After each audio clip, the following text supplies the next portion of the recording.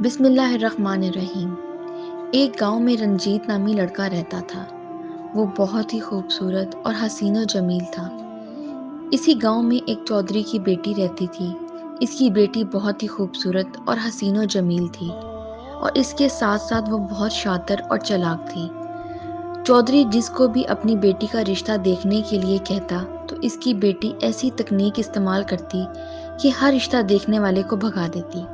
کبھی کہتی میرا شوہر میری ہر بات مانے گا، تو کبھی یہ شرط رکھتی کہ میں اتنا جہیز لوں گی، اور جب یہ تمام شرائط لڑکے والے سنتے تو وہ چودھری کے گھر سے بھاگ جاتے۔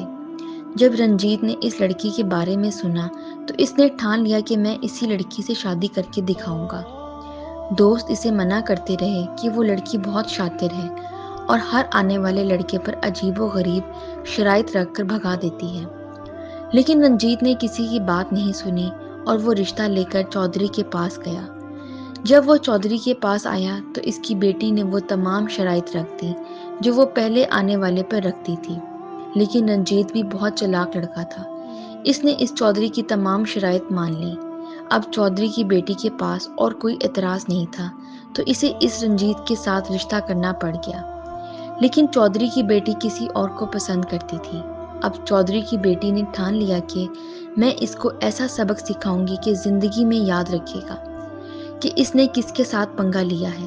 جب رنجیت کی لڑکی کے ساتھ شادی ہو گئی اور جب سہاگ رات کی رات جب رنجیت اپنے کمرے میں گیا تو چودھری کی بیٹی نے اسے کمرے میں ایسی عجیب و غریب جڑی بوٹیوں کو جلا دیا جن سے بہت گندی بو آنا شروع ہو گئی، اور اس کے بعد وہ بے ہوش ہو گیا۔ اور اس کے بعد چودھری کی بیٹی اپنے عاشق کے پاس چلی گئی اور اس کا آشنار رنجیت کی دلہن کے ساتھ ساری رات زنا کرتا رہا، اور جب صبح ہوئی تو وہ واپس آ گئی، اور جب رنجیت کی آنکھ کھلی تو اس کی بیوی بستر پر لیٹی ہوئی تھی۔ اسے دیکھ کر بہت حیران و پریشان ہوا کہ چودھری کی بیٹی تو بڑی چالاک نکلی، یہ مجھے آتے ہی کمرے میں بے ہوش کر دیا اور اسی طرح اپنے آشنا کے پاس چلی گئی۔ ایک دن رنجیت گاؤں کے باہر بیٹھا پریشانی میں کچھ سوچ رہا تھا تو اس کا ایک دوست گزرا تو اس نے رنجیت سے پریشانی کی وجہ پوچھی، تو رنجیت نے اسے اپنی ساری پریشانی بتا دی۔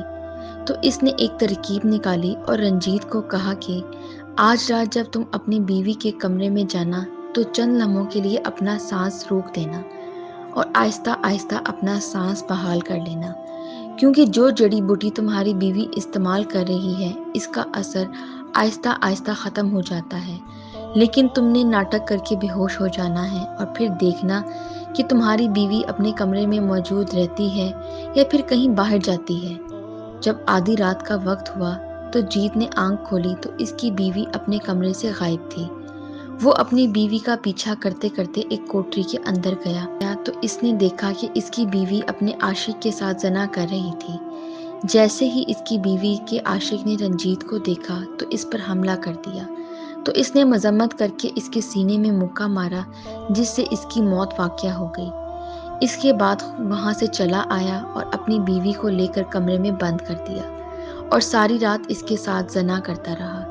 جب صبح ہوئی تو قاضی نے بلایا کہ تم نے فلاں شخص کا قتل کر دیا، تو رنجیت نے کہا میں نے اس کو اپنی بیوی کے ساتھ رنگے ہاتھوں زنا کرتے ہوئے پکڑا تو اس نے مجھے قتل کرنے کے لیے حملہ کیا، تو میں نے مذمت کر کے اس کے سینے میں مکہ مارا تو وہ اسی وقت مر گیا۔ رنجیت کا بیان سننے کے بعد قاضی صاحب نے فیصلہ دیا کہ اس صورتحال میں تم قاتل نہیں ٹھہر سکتے، کیونکہ تم نے قصاص کی طور پر اس آدمی کو قتل کیا ہے، اس کے علاوہ وہ تیری بیوی کا مجرم ہے۔ اس کے بعد اس نے اپنی بیوی کو طلاق دے دی، اور اب چودھری کی بیٹی کا عاشق بھی مر گیا اور اس نے بھی طلاق دے دی، اور اس چودھری کی بیٹی کے پاس ساری زندگی پچھتاوے کے علاوہ اور کچھ نہیں تھا۔